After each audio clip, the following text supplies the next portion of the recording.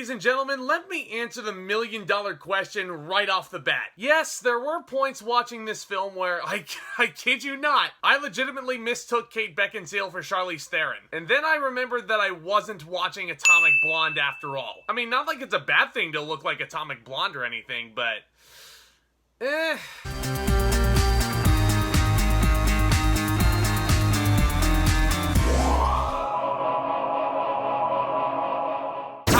Ladies and gentlemen, welcome back to my channel. My name is Zack, and I love talking about cinema and all things entertainment. As always, I really do appreciate you guys stopping by. I really hope you enjoy your stay, because this time around, we're checking out the brand new exclusive film to Amazon Prime, Jolt. This is a new action film starring the oh-so-badass Kate Beckinsale, and let me just say, it is really nice seeing her in a new film again. And she plays a bouncer named Lindy with an anger management problem who's going under this new strange electronic high voltage treatment to stop her from acting on her murderous impulses. But after the murder of her brand new boyfriend, this is enough to send her on a revenge-fueled rampage. So this is another one I went into completely blank, not knowing a damn thing about it. I knew absolutely nothing, what it was about, who was in it, didn't really see a single trailer for this thing, and I've gotta say, there are truly some flashes of a really unique action movie in here. I always love these movies that are twinged with this vibrant neon color palette, and Jolt certainly falls into that category.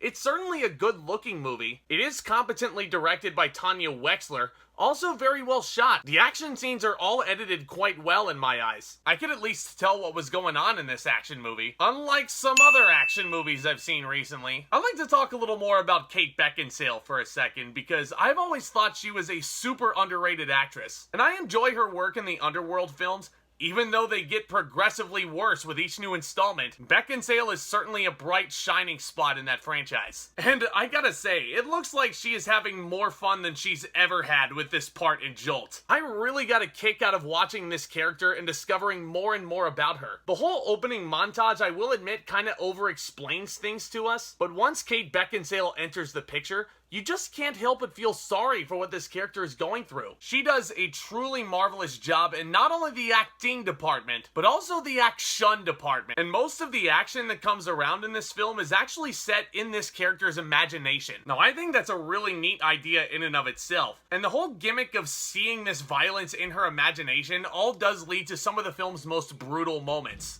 It can also lead to some of the movie's funniest moments, let me just tell you that much. I thought that was one of the most pleasant surprises about this film was how lighthearted it could make its subject matter. And most of this comedy came from the dynamic between Lindy and her doctor who came up with these therapeutics. And this doctor is played by Stanley Tucci, and he's really good in the film as well. He's got this really fun gimmick of being absolutely petrified every time Lindy walks into his office. Tucci and Beckinsale's chemistry is completely undeniable. They work comedic wonders in this film together. And this cast pretty much checks all the boxes as far as I'm concerned.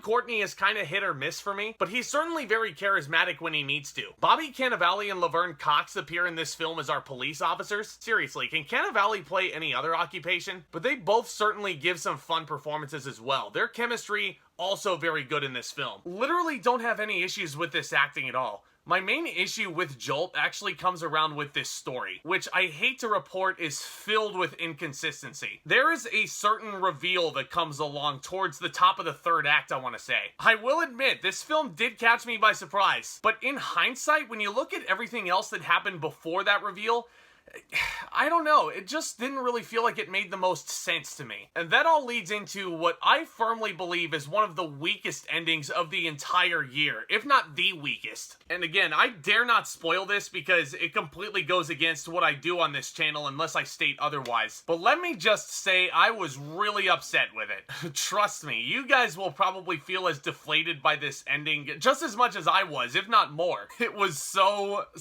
lame. It's strange that I say that because I totally understand the message that they're trying to get across with the film as a whole and with this ending, ironically enough. But I just think with these characters and this premise, there were so many other interesting paths that they could have gone down. And it's just baffling that this is the path they decided on. So what it all boils down to is this, my friends.